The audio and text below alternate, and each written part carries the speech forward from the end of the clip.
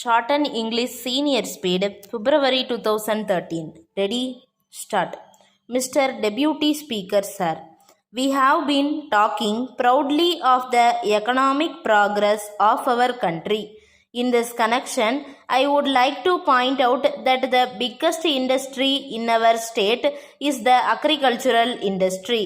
But in this record, I feel that we have not played fair with the agriculturist because today he is in great plight.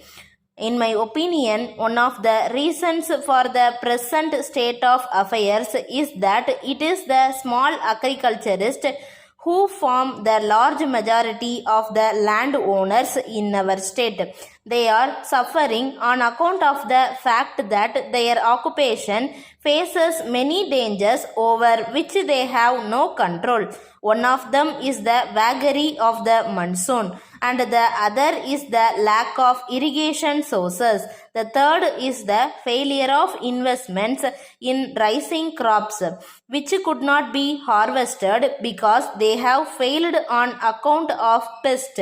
The agriculturist is also not able to do collective cultivation. I may mention that one of the first things that the new government should take upon themselves is the stabilization of prices. I would very much like that the agriculturist must be assured of a good price for his produce.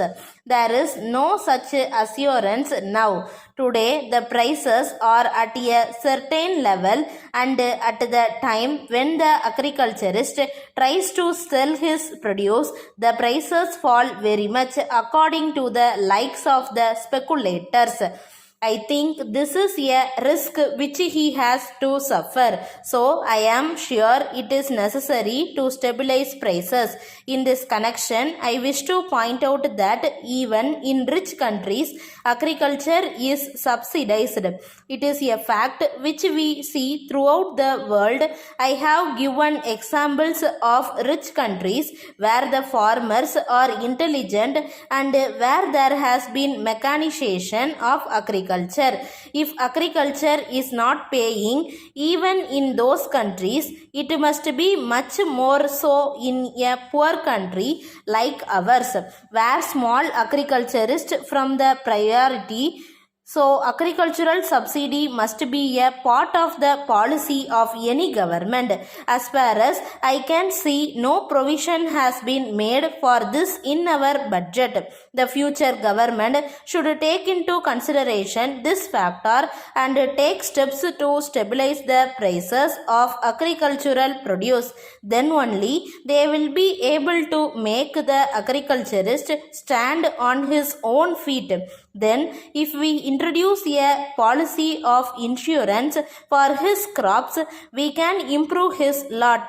Then, so far as the middle classes are concerned, their plight has been discussed in this house again and again, and I need not go into that now. There is one other important matter to which I wish to refer, namely the question of textbooks for primary school children. I have been suggesting again and again that the textbooks for children of primary schools must be of the best type. So far as this matter is concerned, I made a suggestion in the past for this purpose that the best men in the educational field must be recruited for the purpose of selecting textbooks for small children, for we know the future prosperity of the country depends on the quality of education which we are able to give to our children. This is a matter which should not be delayed. Further, it is a sorry state of affairs that the textbooks which are prescribed for children are not available for many months. So, it is the responsibility of the state to supply proper textbooks for the primary school children at the right time. Letter from Surya and Company, Kolkata to Messrs. Murali and Company, Mumbai. Dear sirs, we thank you for your order. As desired by you, we have booked your order dated the 3rd June for 200 pieces of cycles together with accessories. In this connection, we regret to inform you that there has been irregular power supply in the Kolkata industrial region during the past 1 month, and our program of production has been affected. It has resulted in a huge backlog of orders, so it will not be possible for us to execute your order according to the schedule of delivery agreed upon. We are trying to fulfill our commitments to the best of our ability.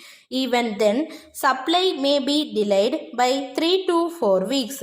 We very much regret the inconvenience caused to you, especially in view of our long and satisfactory business relations with you. But in the present circumstances, it will not be possible to allow any claim for compensation since the delay is due to factors entirely beyond our control.